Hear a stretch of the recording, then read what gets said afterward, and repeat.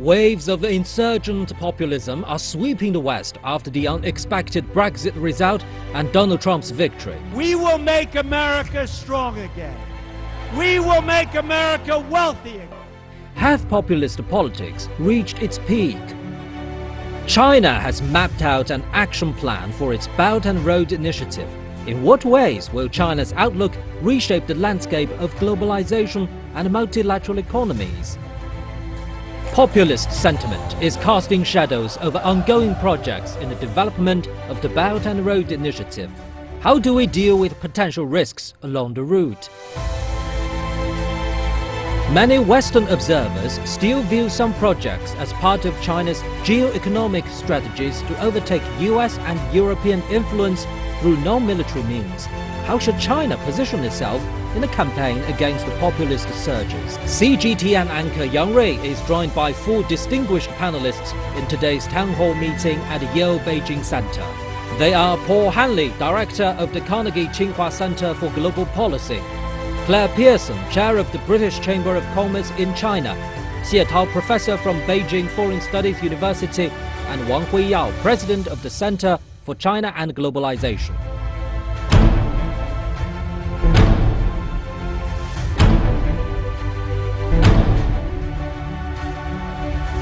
The political mainstream in Europe and the United States faces a dilemma posed by the rise of populism, which is testing the resilience of global governance and democratic institutions. Liberalism in the economic order, in particular, will have a big problem. China, as the second largest economy in the world, is mapping its own Belt and Road action plan to support globalization and contribute to a stable global political and economic landscape.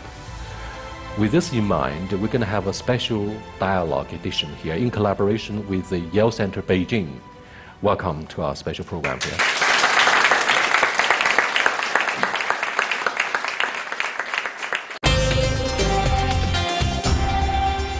Almost upon taking the highest office in the United States, President Trump signed executive order to deport undocumented immigrants.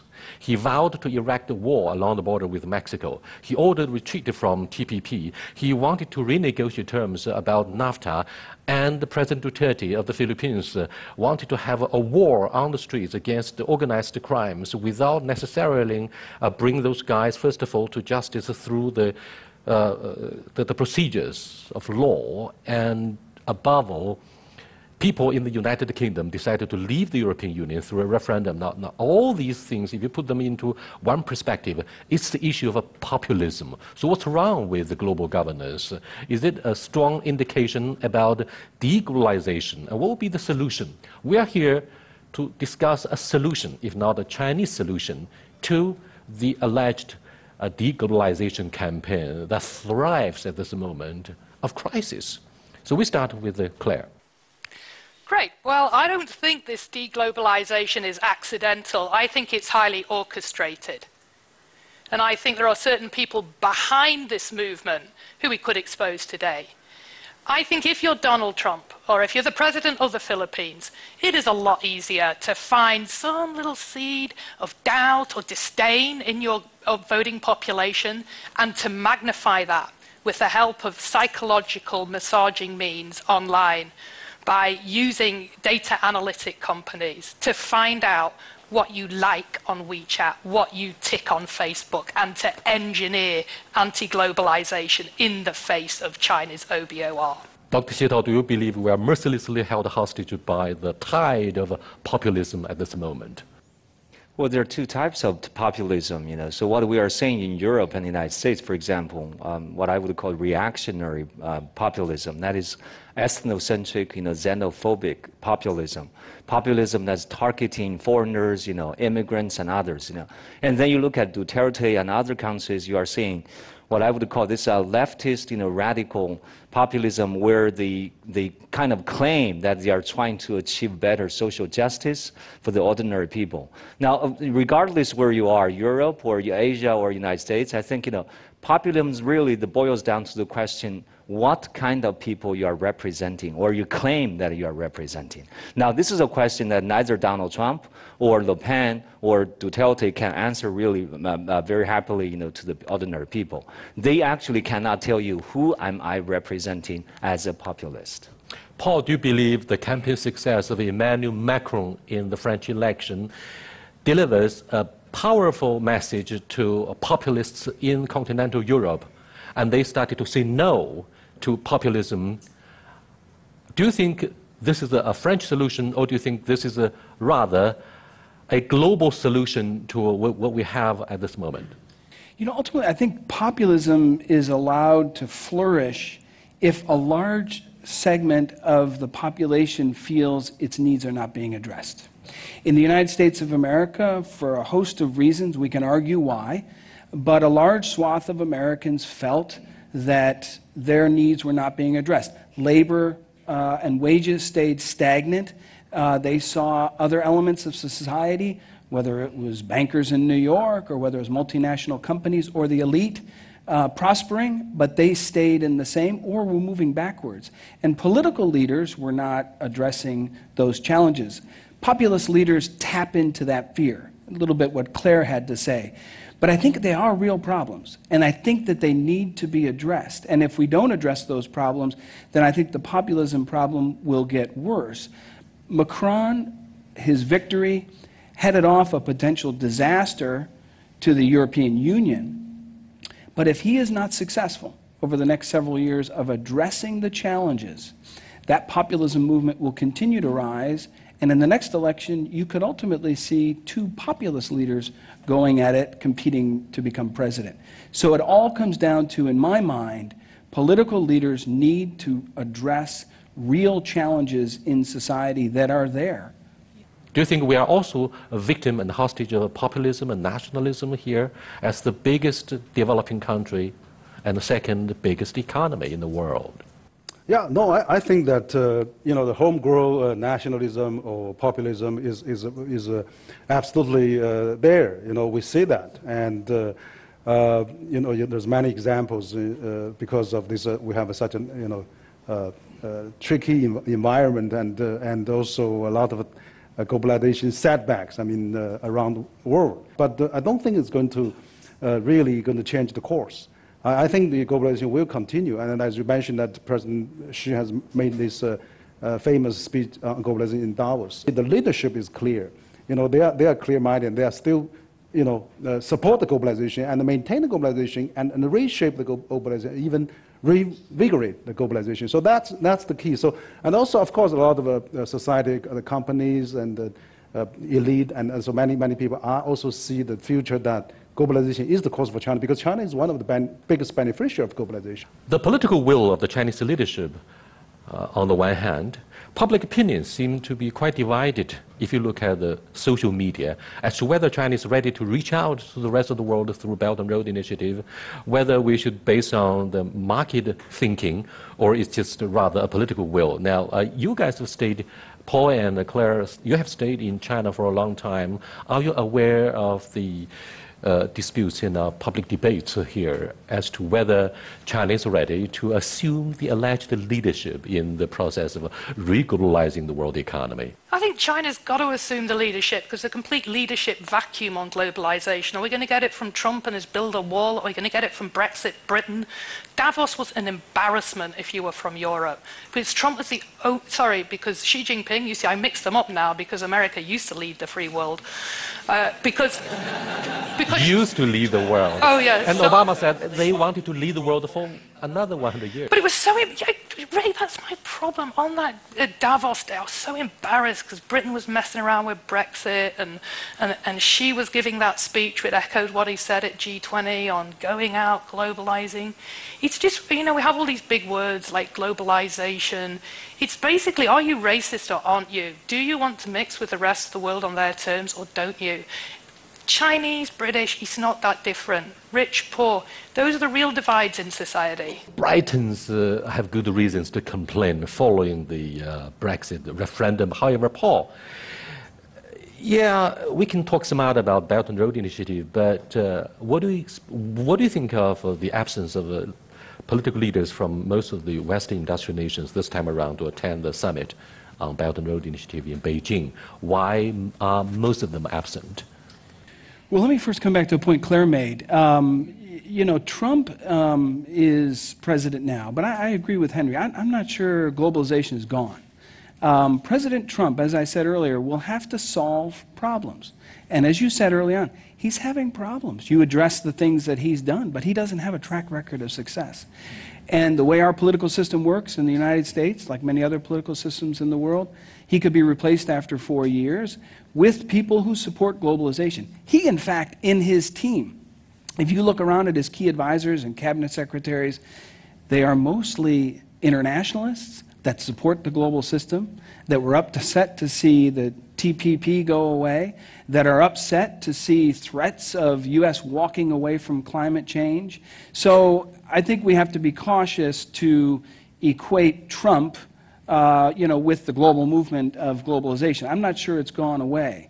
But as to your question about the Belt and Road Initiative, you know, look, I think that there needs to be more work done between the United States and China to talk about what this Belt and Road and You mean we are away from reaching a consensus as to what the Belt and Road Initiative actually means? So I think There's China, no such a thing look, like I think China consensus. should be commended for putting together efforts to address infrastructure gaps in infrastructure development. There's an $800 billion infrastructure development gap in Asia alone, $3.3 trillion gap from now till 2030 in terms of keeping up with global growth. So it's commendable that China is looking for ways to do it.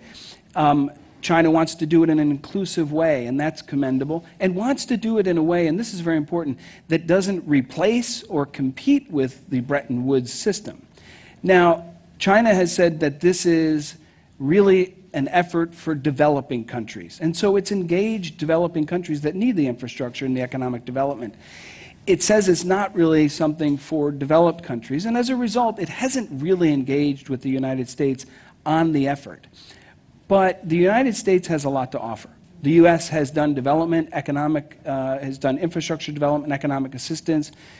We've had some examples of failures, but we've had tremendous examples of successes. So there's a lot that we can sort of exchange in terms of information. I think the United States needs to be careful not to approach the Belt and Road Initiative like it approached the Asia Infrastructure Investment Bank. We handled it poorly. And the Obama administration tried to get its allies to oppose it. That was a failure from the start, and it left the United States isolated. I think the United States needs to approach the Belt and Road Initiative in a way that doesn't appear as hostile. At the same time, I think it should ask the hard questions about how is this going to work?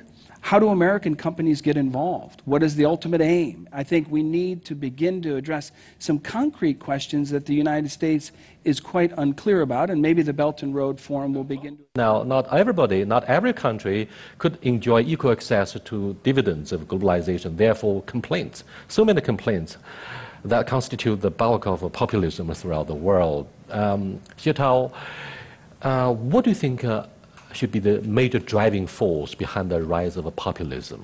Well, like, Paul already said this, this rising inequality, grievances from the ordinary people, that their grievances have been ignored by the political elites, in our field call this, this rising disconnect between the political elites on the one hand and the mass public on the other hand. So you go to Europe, you go to the United States. And even in China today, there's this growing voice that China needs to have more equality, China needs to have a better redistribution of social wealth, So in that sense, I think this ties into what you just said, the rising Chinese nationalism, plus at the same time, there's this rising Chinese populism.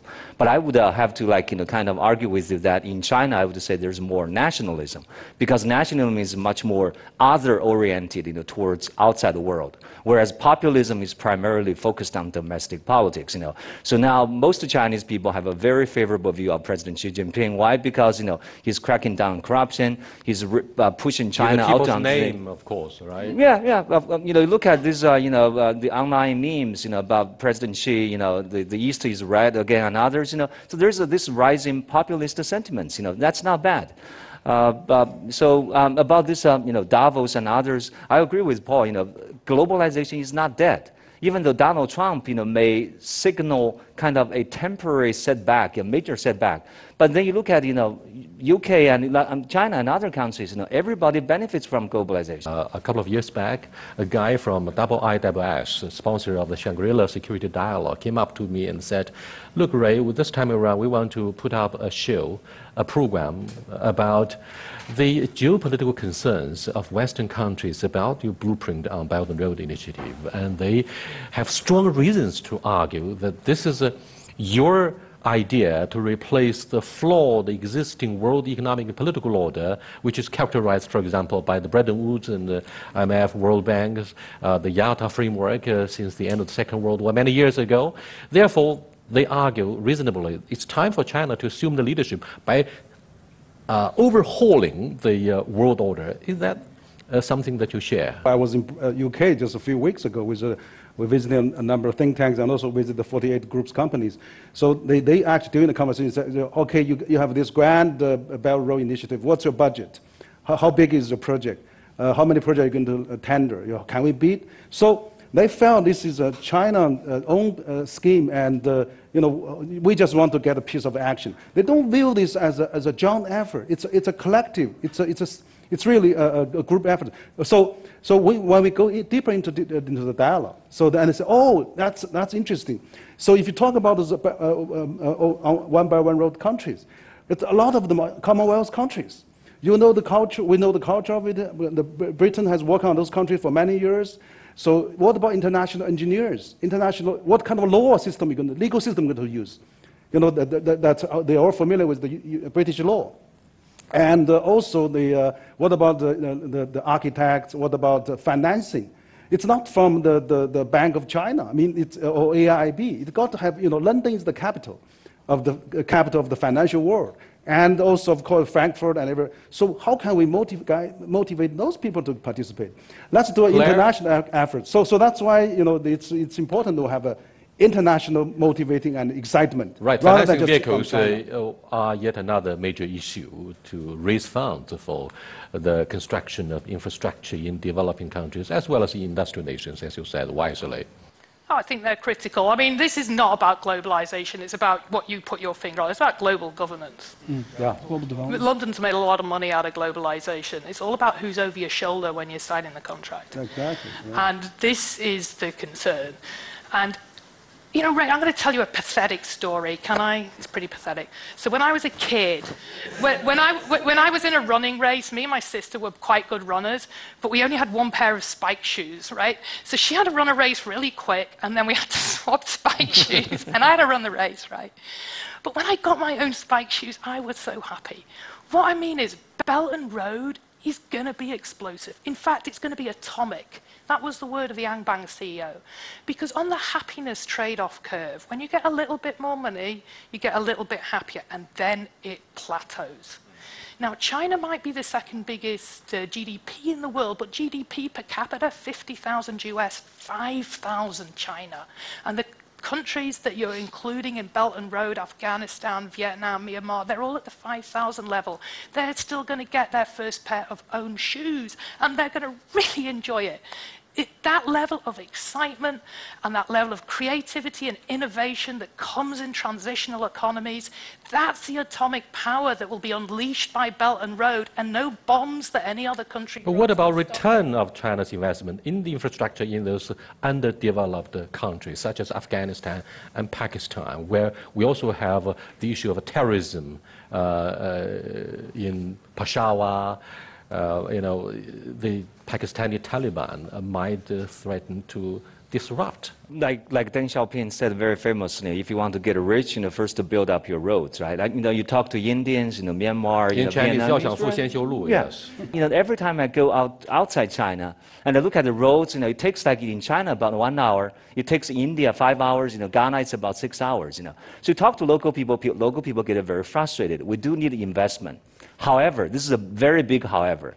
When I talk to local people, Ghanaians, in Myanmar and in Vietnam, even they know that the roads are built by the Chinese engineers in the 1950s and 1960s. This goes back to Paul's very good point. perception does matter, Yang Zui. Even you think like, China is doing this very, very unselfishly. We are investing billions of dollars, to improve the roads in Africa, in Southeast Asia. But some countries will look at this in a very suspicious way. Are you going to help India? Are you going to help, Pakistan in their strategic rivalry? So I think, this is a valid point for our top leadership. There's no doubt about your concerns, and I believe this Belt and Road Initiative Summit in Beijing will play the role of a charm campaign to do public relations and to let the rest of the world have a better understanding as to what we mean by this blueprint. Now, Paul, here is yet another issue. The other day I was talking to Ambassador of Chile, and he said, Ray, I hope our country is not excluded from Belt and Road. We are on the other side of the Pacific Ocean. Does it mean that we are not part of your plan? And that gives rise to my thinking as to whether the Belt and Road Initiative, which was put forward, first of all, in 2013 in Kazakhstan by President Xi Jinping, aims to be used as a counterweight against the Back to Asia strategy. During the Obama administration, Secretary Clinton talked smart about strategic reassurance, rebalancing, blah, blah, and China was of course very concerned. Very quickly, we came up with the idea of a Belt and Road Initiative. Therefore, IISS asked me what do you mean by this? So, do you think with the retreat from with the retreat from TPP, do you think other partners in the Western Hemisphere would show more interest in redefining Belt and Road Initiative, like those members of the Organization of Americas in Latin America, in South America? Well, I think it's a powerful concept. I don't share Claire's conclusion that it's going to be ultimate success. It might be, but I think developing nations will be excited, enthusiastic about the notion of getting investment from China. There's no doubt about it. And they're going to come forward, they're going to do what they can to try to be part of the Belt and Road Initiative. But this involves 65 countries. As you suggest, it goes through some of the most unstable and insecure parts of the world. I spent 5 years in the White House in the National Security Council. That's the White House entity that's responsible for coordinating U.S. government policies among all the different agencies and cabinets. I look at this this ambitious initiative, and I feel sorry for the office within the Chinese government that has to coordinate this. This is going to be a real challenge. And, when I talked to some of the people at the Ministry of Commerce who were involved in giving out funding for infrastructure in Pakistan, one of the things that surprised them was that when they gave out fundings to different groups, some of the tribes started to fight one another, and it actually made the security situation worse. Now, I think what has happened is this is an initiative where the leadership planted the flag and said, this is what we're going to do. And now you have a case of the bureaucracy trying to catch up and put meat on the bones and flesh out the details and the plans and do the risk assessments. I think this could be an incredibly successful program, but I think its success is not guaranteed. And I think we have to be very careful in terms of how it's implemented and some of the risks that we've talked about. And I think the Chinese government needs to address that. And I've talked about how the U.S. should approach it. And as I said, I'm somewhat critical of my own country in the way it addressed the AIIB, and I hope it doesn't address the Belt and Road Initiative like that. I hope that it puts it squarely in the new U.S.-China comprehensive dialogue and talks about it and looks for ways to find cooperation on areas where we have common interests. I think there's a misconception about the OBOI initiative is that, it's China initiated, it's about 65 countries along the route, it's a matter of these 65 countries. It's actually not. It's actually a matter of the world, because these 65 countries are not, a lot of them are not well developed. We should have this office. For example, a lot of the companies, Fortune 500 companies, OBOI have to be a business initiative. Actually, whether it's going to be successful or not, you have to rely on the company business. Of course, government has to dialogue first, but eventually, the key players are business. We don't see the Fortune 500 companies here, I mean, president of GE, president of GM, or Siemens, or ABB, or Alstom, Airbus, we don't see them. There should be an air Silk Road. We have the land Silk Road and marine Silk Road. There should be an air Silk Road with the British Airways, for example. So, those things, that's the concrete fabric of this OBOR. We don't see those happening. So that is really we need to do. For example, a company wants to do business, a multinational, say, where can we get information? There's no secretarial office. So we need to set up a secretarial office, set up an international alliance or international organization. So when there's a Marshall Plan, what left is OECD. There's an international organization, after the Marshall Plan. So, I mean, it's now time. High time we set up an international organization for OBOR so that we can implement, we can gather, we can convene, we can dialogue, we can discuss. So everybody's interested and have a piece of action and to take forward. Otherwise, it's just, you got one end is very excitement. I see, Theresa May when he was saying, Britain, go global, beyond Europe, beyond EU. Then that's China and UK can connect on both ends for this OBOR initiative. Let's look at the British concerns. Projects such as the Hinkley Point nuclear power plant in Britain have overcome controversy and elements of a local political opposition to go forward. Hinkley Point is now seen as a promising oil-related development. What do you think? Yeah, I'm glad we got Hinkley under the bridge while we had the right people in power. At least with Cameron and Osborne, we got it signed. And then, of course, we had the hiccup when Theresa May and her Brexiteers got in.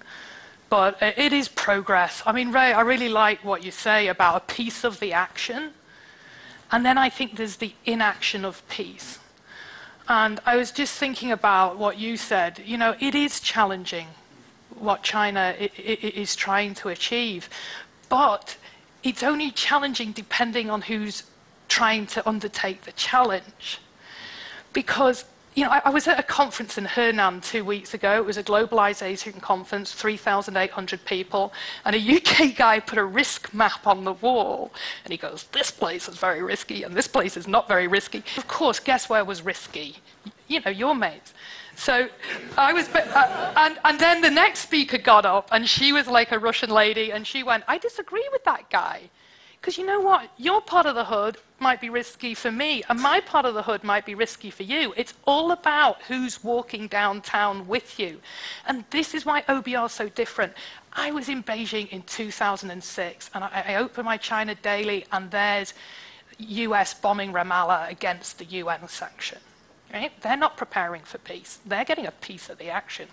Simultaneously, you've got Hu Jintao arranging FOCAC, Forum on China and Africa, for 51 African presidents in Beijing. OBR is not going to be challenging for China because they've been preparing for this forum since 1500, since FOCAC Forum, since the Olympics.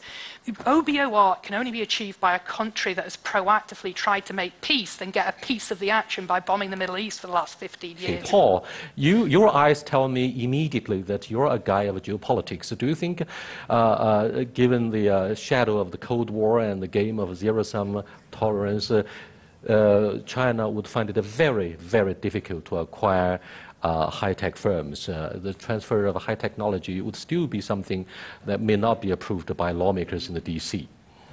Look, I think in the strategic sectors, both China faces problems in the United States and the U.S. faces problems in China. You talk to high-tech companies that are trying to expand their operations here, they're running into problems all the time. This is, strategic sectors are especially sensitive. And so it doesn't surprise me that Huawei is running into problems. I could tell you IBM's running into problems and other high-tech companies here in China. You can read the AmCham white paper to get a sense of how they feel about doing business in China. But I think back to the Belt and Road Initiative, it will be challenging for China. There's no doubt. And, I conveyed a story that was told to me by somebody from the Ministry of Finance, Ministry of Commerce, and the experience that they had in Pakistan. I think China wants the Belt and Road Initiative to be seen as positive-sum gain, not zero-sum game. And that's laudatory, but it will be challenging because large parts of the world, most of the world, doesn't see things in positive-sum game.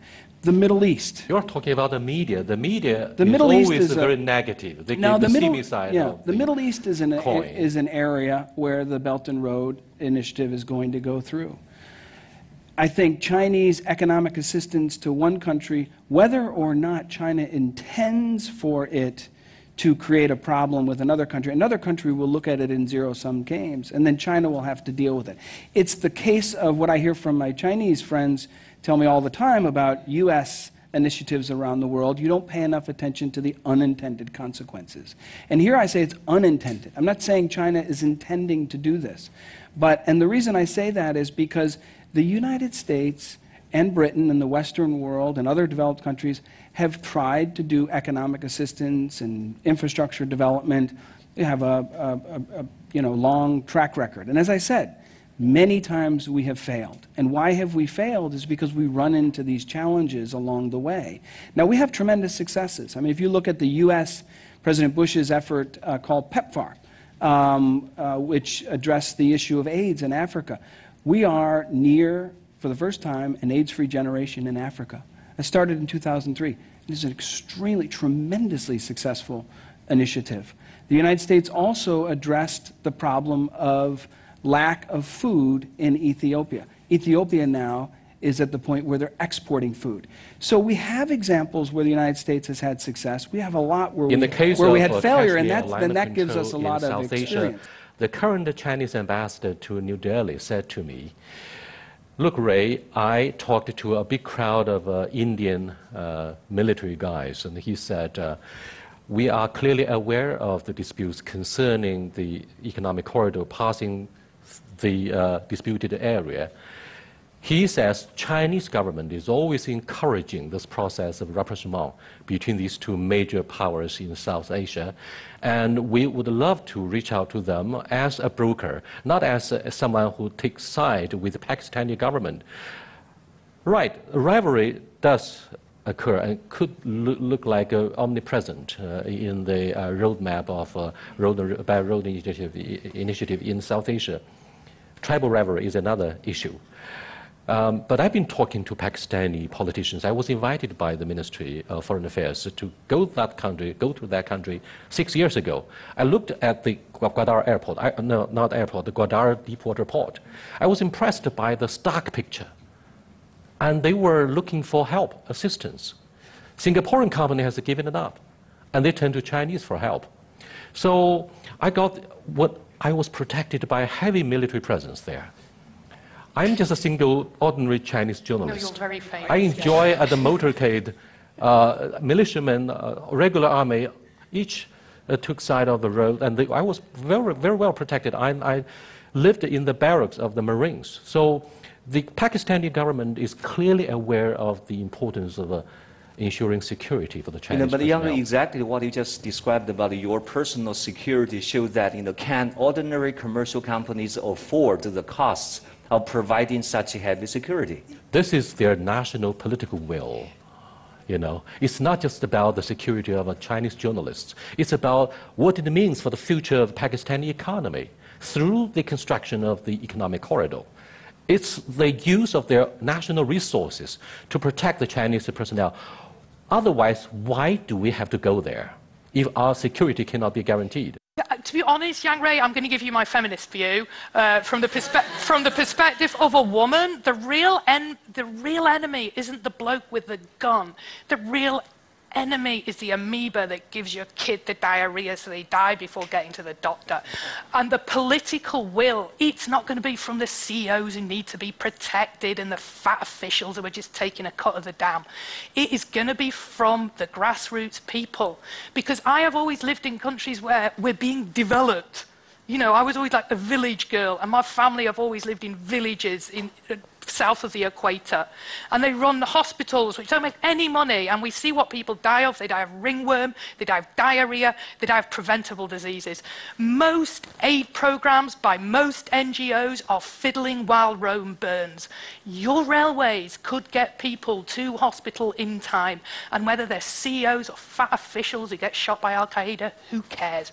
The local people, the local women want a hospital that they can reach from a railway that you've built. I love the railways in China. You're the only railway group that serve Haagen-Dazs and also have your own army for the railway. Mr. Wang told me you had an army for the railway. How flipping cool is that? Haagen-Dazs and military protection. That railway is going to be welcome across the world. And if it gets women to enable their kids to get to hospital before they die of dehydration, you will win. Forget the CEOs, forget the officials, they come and go. The economy's unstable. Okay. Build your railway and you'll have the soft power to succeed. What should China be doing? I don't think OBOI is a bilateral. It is a multilateral. China is mobilizing this initiative through bilateral cooperation, but we have all agreed that it needs global consensus and involvement. The Belt and Road is ultimately a democratic movement. I'm glad we finally decided on one, the Belt and Road Initiative.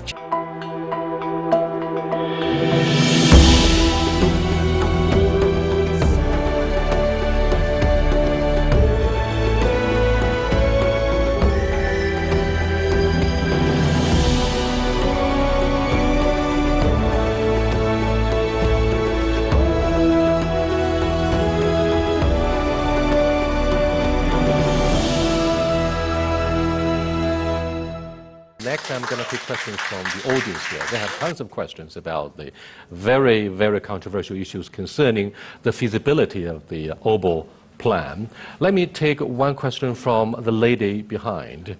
Right now, China is mobilizing this initiative through bilateral cooperation, but we have all agreed that it needs global consensus and involvement. So do we think that a multilateral organization or a multilateral platform can provide better understanding for One Belt, One Road? I don't think OBOI is a bilateral. It is a multilateral. It involves 65 countries and involves 100 and 200 countries. And AIIB is a multilateral banking exactly. system. Yeah. So I think that right now in China, I think it's good though. China take the first initiative on this. So next year is going to be China opening up 40 years anniversary since 1978. So for the last 40 years, China was basically inward looking. We opened up, but we welcome foreign capital to China. We all with inward looking up. But for the next 40 years, it's going to be outlooking, opening up. So China is now through this One Belt One Road initiative looking outside China now. So that's really great. So now it's need two hands to clap. So the multilateral is really the key to be successful for the OBOR. Harvey? I think that every initiative, whether it's this or from something in America, has a potential Achilles heel. And I believe that this is the Achilles heel of Belt and Road, the people part of it. Because I don't think China is paying due attention to the people in the partnering or recipient countries, and the people are angry. And China is doing, I believe, not a very good job of getting its message across to those people. And unless this issue is addressed, that Belt and Road will be in a lot of trouble. So I'd be curious to your reaction to that. Thanks. I'll give you an example. Last year, China outbound tourism is 120 million times, spending 100 to 200 billion US dollars. Why can't we divert this into OBOR countries?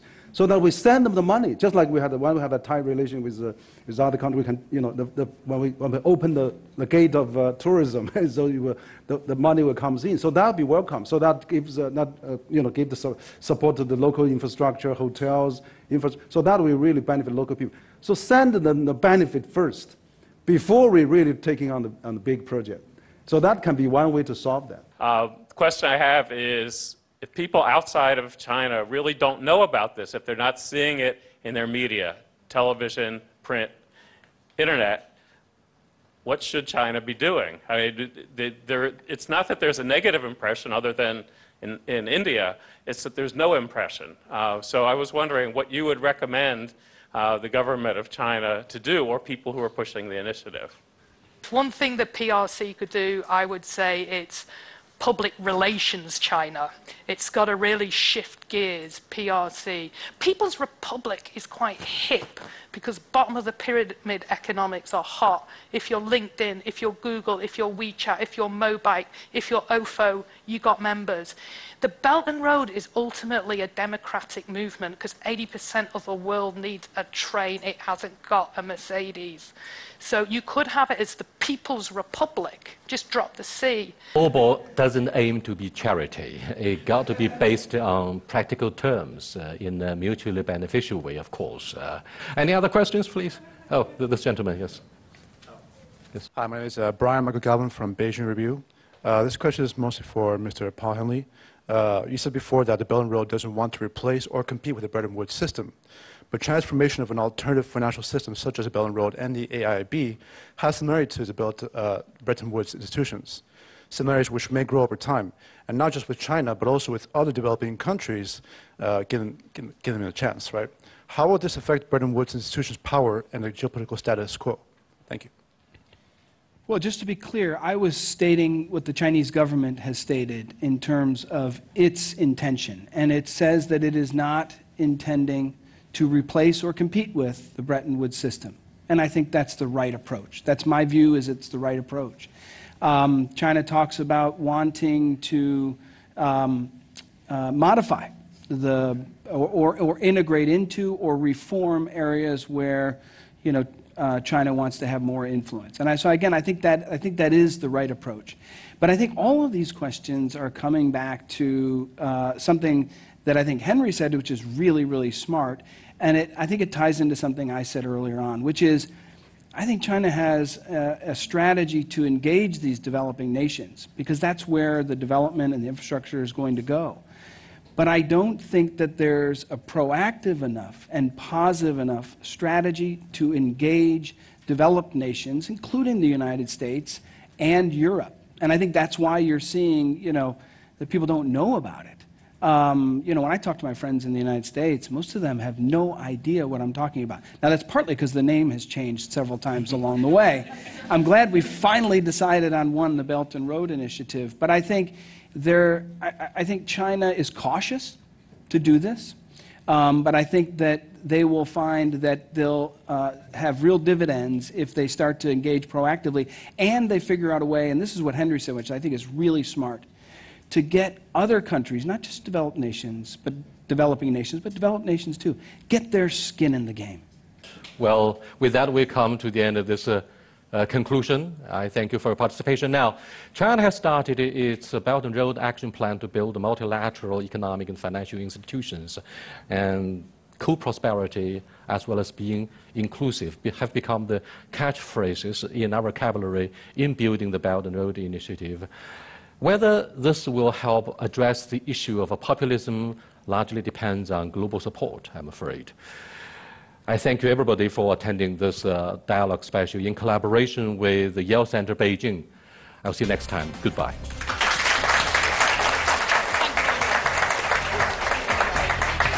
Thank you.